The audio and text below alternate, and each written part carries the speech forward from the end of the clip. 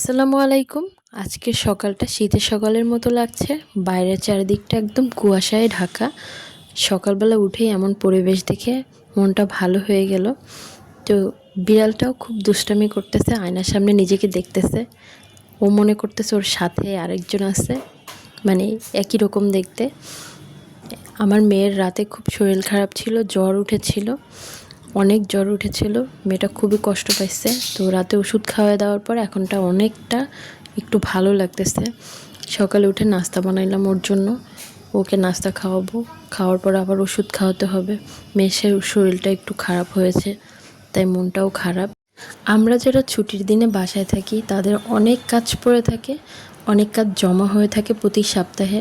ওগুলো কাজ করতে হয়, ছুটির দিনগুলোতেই বেশি কাজ করতে হয়। তো আমারও ছুটির দিনে ওই রকম লাগতেছে, মানে কাজ করতে করতে হাঁপিয়ে যাই আর কি।